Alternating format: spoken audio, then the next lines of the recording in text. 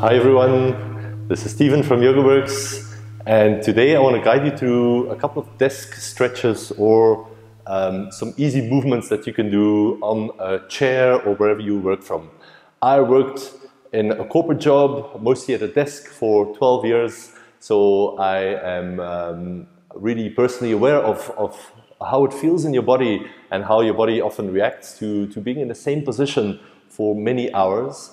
And in this session, I want to offer a little bit of an antidote. If you can get a little break here and there, not get, but actually take one, then this is really going to benefit you. The areas that are going to be most affected by our desk or seated position are going to be the neck, the spine, the shoulders, the wrists, and the hips. So that is exactly what we're going to be focusing on in this brief session today. So move your computer aside, switch off your phone for a moment, except of course you're watching this on one of those devices, and take a moment to just get moving. First of all, sit comfortably upright on your chair, and we'll start with the neck. So just really simply drop your chin down to your chest without changing the upper body. And circle your chin towards the right shoulder without turning your torso. Look over the right shoulder and then drop your right ear to the right shoulder without tensing up the shoulders. And then rotate the head back until the left ear goes to the left shoulder. And look over the left shoulder and slowly return to the middle. Let's do one more round in this direction. Scrape your chin to the right shoulder and look over the right shoulder. Drop the right ear, relax the shoulders down. Circle the head back, left ear to left shoulder. Look over the left shoulder and then scrape your chin back to the middle. Reset before we do the second side. Same thing, but we'll start on in the other direction. Chin down, feel the stretch in the back of the neck.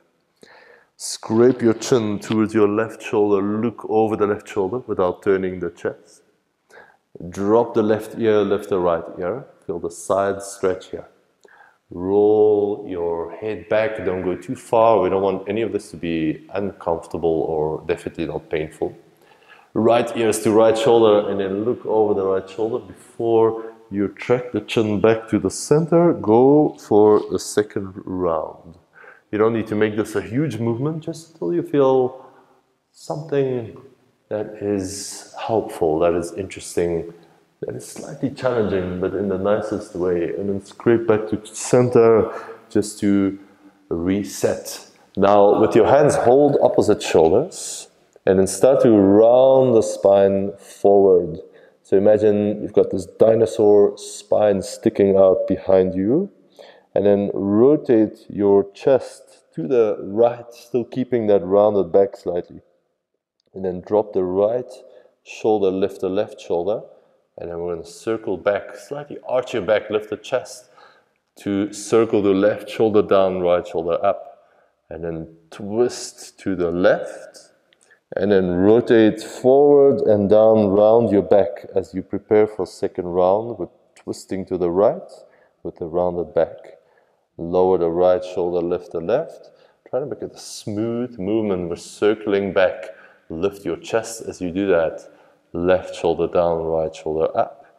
Into the twist to the left and then back to the center. So now we're actually working on the T-spine, the upper part of the spine. Reset, and then let's go the other direction. We're rounding forward. Stick out your spine behind you. We're going left first, little twist, don't go too far. And then drop the left shoulder down, lift the right shoulder up. These are all quite small, subtle movements. Rotate back, lift the chest, a little back bend as you drop the right shoulder on the other side. And then twist to the right, start to round your back and come back to the center. Continue for second round, twist to the left. Lower the left shoulder, lift the right, it's a side bend. And then circle back, lightly arching your back until right shoulder's down. Twist to the right. And back to center. Shake the shoulders out, Maybe shake the upper body out, just feel this space after just doing 2 movements here. Now we'll move our attention to the shoulders. Lift the shoulders high. Roll the shoulders back. So it's the same as moving the chest a bit forward. And then press the shoulder blades down as if someone is pushing down with their hands onto your shoulders. And then roll the shoulders forward. So now the chest is moving back slightly. Lift the shoulders high. Roll the shoulders back as far as they'll go. Press the shoulder blades down your back as far as they'll go. And roll them forward. Nice. One more circle in this direction. Make it smooth, make it skillful and precise. Pressing down and release. Now we'll go the other direction. Let's lift the shoulders high. Now we'll roll forward first and then down from here. And then move back. Make it smooth. Doesn't have to be a huge circle. Lift up. Shoulders forward. Down. Back behind you. And up. If your arms move, that's okay, but let it just come from the shoulder blade movement on your back. Forward and down. Back behind you. And lift and release. Shake the shoulders out. Now take your left arm, straighten it and move it across your chest. And with the right arm, hook, preferably somewhere in the just under the elbow there, the lower part of the arm. And then pull the upper arm close to your chest. And as you do this with the left arm, can you push out, offer some resistance out against this right forearm that's pulling it closer. Make sure you straighten that left arm, otherwise it's not going to do much. And then lightly pull the shoulders back, especially that left shoulder. So we're working on the outer part of that left shoulder now. And then release that. Take the right arm, straighten it, move it across. And then with the left arm, hook under the elbow and pull in close. So the upper arm hugs close to your chest somewhere. And I'm moving both shoulders back, so the shoulders don't come forward. Keeping that arm straight and offering a bit of resistance. So with the right arm, I'm trying to push out against the resistance of the left arm. As if the right arm wants to escape this little bind here. 3, 2, 1. Release that, shake the shoulders out. One more little shoulder movement. Lift the left arm straight up. Then bend the elbow. Let the hand come behind your neck or your head somewhere. And then if you like, with the other hand, you can find your wrist, your hand, or if it's available, your elbow. Sit nice and upright. And then move your elbow a little bit back behind you and a little bit behind the head. So over to the right. Couple of breaths here. Try not to push the head forward, hold your breath. It's not worth it, just pull a little bit less hard. And you'll be able to really enjoy this exercise, this little stretch. Really great to get into the side body and into the triceps. Release that. Take the right arm up. Bend the elbow with the left hand. Hold the elbow or the forearm wherever you can reach. It doesn't really matter. And lengthen it up and behind you a little bit. Couple of breaths here. Try to soften in this position. We're not trying to punish ourselves and force us into a more flexible position. We're just breathing a little bit of space into the body after a period of sitting. All of this should feel good and not strenuous. And then slowly release, roll the shoulders a couple of times and just feel we've done the neck, we've done shoulders with a little bit of spinal movement. Now sit a little bit forward on your chair so you have a bit of space behind you. Rest the hands on your knees. And then really simple, roll the shoulders forward and round your back. So the chest and the belly are moving back. And tuck the chin to the chest. So I'm rounding the whole spine into a C shape. This is exaggerated, but this is the position we spend a lot of our days in, slouching, and rounding the back and collapsing our core, and our shoulders are rolling forward, our head is forward. So this one, the body is quite used to. Now do the opposite one. Roll the shoulders back, arch your back, so I'm hollowing the spine here, and lift the chin slightly, if your neck is okay, otherwise just look straight forward. So this is the opposite one that we are able to do, spinal extension, but we don't do this one very often in a normal day. This one is great as a counter pose to all the sitting and the computer work. Now let's flow through both. Exhale, round your back. Just feel the two extremes, chin to chest, look down. And inhale, you can hold your knees with the hands, pull your chest through, lift your belly, lift the heart, and then exhale, round. Spine is rounding, tailbone tucks under. Inhale, arch your back. Exhale, round. Inhale, lift the chest up. Open the front body. This one is really therapeutic. We should do a bit more of this. One more round. Exhale, release. And inhale, last one, to lift the chest and settle back in the middle. Now, second spinal movement. This was the first one, extension and flexion. Second one is a twist. So place the left arm behind you. If you've got a chair like me with the backrest, you can use that. And then the right hand, I like to place it outside left knee, lift the chest up first and turn a bit to the left. You can use the arms as a bit of a lever to do that. We don't want to twist that far that we get, that it becomes a bit stressful, we can hardly breathe, we're in a rush to get out, that would be too far. But just go enough so you feel a nice rotation in the trunk here. Of course, a bit harder to breathe, so direct the breath to where you still find space. And then release that back to center. Now we've got the second way, the right arm goes behind me. With the left hand, I like to go outside my right knee. Lift the chest, you want to lengthen the spine first. And then turn to the right. Couple of breaths here, nice and simple. You're not trying to twist as hard as you can, you're trying to move your spine in a way that feels healthy and creates a sense of freedom. And then release that back to center. I've got one more spinal movement left, and you can sit a little bit back. Lift the right arm up, and then just take the right arm over the head towards the opposite direction, so towards the left. If it helps, you could cross that other arm over for a bit of counterbalance. And I'm trying to keep my right hip heavy as the right arm leans over to the side. So it should create a really nice stretch in the top of the rib cage here on the right side under that arm. And then slowly release. Right hand down, left arm up. Take the left arm over the head to the opposite side. You might be more upright or you might be pointing all the way to the side, really doesn't matter. It's different for everyone. And then just get in there and go just as far as you need to feel something interesting. But not so much that you can't breathe. It should remain accessible and even fun.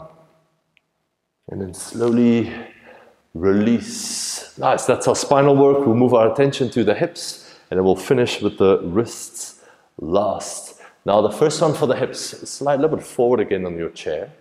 And then just lift your right foot a tiny bit off the floor and then squeeze the knee into maximum flexion. You'll feel your hamstring is engaging here. And then open the leg a little bit outwards to the sides and start to rotate it around. So it's like you're stirring a pot with your right leg, but extremely slowly. So now we'll go inwards. You probably have a bit more space here. Squeeze the heel towards your buttocks and rotate out. Probably there's not much direction or not much space going out, that's fine. Straighten a little bit as you go out and forward, and then squeeze in. This one is also called the egg beater. It's really great for your hip rotation. And you can imagine those hips, if they're in the same position the whole day, while they're actually designed for movement capacity, they're not going to be super happy with us. So we need to take care of them. Place the right foot down. You probably feel deep inside the right hip joint that this hits a really sweet spot. Go easy with this. And then hover the left foot just above the ground. Squeeze the heel towards your buttocks. And then we're going out to the side. We're going forward. Don't go too fast. And then we're rotating that foot inwards and moving back heel to buttocks. And go out. This is internal rotation. Stretch out. This is knee extension. Go in. This is external rotation in the hip joint. And then maximum knee flexion as far as you can. The egg beater, we're stirring a pot with our left foot. Extremely slowly and with control, with skill, with precision, with mindfulness. And then place that left foot down. Now, I've thought long and hard, how can I introduce a little bit of core work on a chair? And I think I found it. It's a version of something called the dead bug. That sounds interesting. Take your right hand to your left knee, push it down a bit, and then lift your left foot just off the ground, and with your left knee push up into the right hand's resistance. Press, press, press, press, press, and release. Take the left hand to the right knee, lift the right foot a little bit off the ground, lift your right knee up, but your left hand doesn't want that to happen, so it's pushing down with equal force, and release. One more time to each side. Right hand pushes left knee down. Left knee wants to push the right hand through the roof. Push and release. Left hand to right knee. You've got this. Push down. Keep your spine strong. Strengthen your core. And this is great for the hip flexor strength, the front of your hips. You'll feel that. And release. Nice. If you've ever done yoga, you might have done something called the chair pose. The chair pose is not sitting on the chair the whole day, but it's actually strengthening the quads and connecting to our core. So it works like this. Lean a little bit forward where you're sitting. Now push your feet down in front of your chair. And now lean a little bit forward until you can hover the hips just above the chair, and then sit your hips back. And you can reach your hands forward for counterbalance, hovering just above the chair, but not quite sitting down. And there's another option where you lift the arms a little bit higher. Hover, hover, hover. 100, 99, no. 5, 4, 3, 2, 1. And sit down. Oh, we were so close. That's incredible. Now you've deserved a bit of a milder stretch. This one is one of my favorites. Cross your right ankle over the left knee. Lengthen your spine up, so nice long torso. And you might have arrived, you might already feel an intense stretch on the right hip. So if that's you, then just stay upright, enjoy, stay here. If you feel like you need a little bit more, then you can always lean a little bit forward. And what I like to do is with the left hand, I'm pushing that right heel in the direction of my right knee. All that force here goes into the back of the right hip, the area we're targeting here, your external rotators of the hip. And you should be feeling some good work happening there. If you've done yoga before, this is similar to the pigeon pose, but it's just the chair or the office variation. Release that. Place the right foot down. Bring the left ankle on your right knee. First, lengthen the spine up, so you're sitting nice and tall. Maybe this is enough, just doing that, resting the ankle on the knee to get a nice outer hip stretch in the left. See how it goes? Or if you want a little bit more, I like to push the right hand on the left heel, so pressing it into the knee, and maybe lean a little bit forward. You can also rest that left forearm on your knee or your shin, wherever you find space. And then hollow the belly a little bit, so you get into a little arch in the lower back. Just feel how this intensifies the stretch. These are all ways that you can add a little bit more, but it might not be necessary. So if that's you, don't panic. Just stay with one of the earlier variations. Even sit a bit more upright, that's fine. And slowly release. Place that left foot back down. And now we've just got the wrists left, so make a fist with your right hand. Punch forward and then turn the knuckles down, and with your left hand lightly pull the knuckles back. So I'm still pressing my right wrist forward and the left hand gently pulls back. Don't go too far. And you should feel a really nice stretch at the top of the right forearm here. Stay with that for a moment. And then open the fingers of the right hand. Press your hand forward, straighten the elbow again. And then with the left hand, I'm pulling all the fingers back as I'm pushing the wrist and the arm away from me. Spreading fingers wide. Now you should feel the bottom of the right forearm. Feel that. Release. Left fist. Punching forward. Turn the knuckles down. And pull a little bit back with the right hand until you feel a good stretch for you in the left forearm. Some people are going to have to go a little bit further. Some won't have to go very far at all. This feels quite intense for me actually. I don't have to go very far. A deeper breath. And then open the fingers wide. Press your wrist forward, straighten the elbow. Pull all your fingers back and move the wrist away from you. You should feel all the muscles in the bottom of the left forearm now. Stay with that for a moment. And then shake the hands out. Just feel your body, your neck, your shoulders, the spine, connection to the hips, the way your breath moves, and then your wrists. I recommend do this often or pick one or two of these just as a little office break. If you're working from home, that's even easier than in an open plan office. So take advantage of that freedom, take good care of your body, and I'll see you here again soon.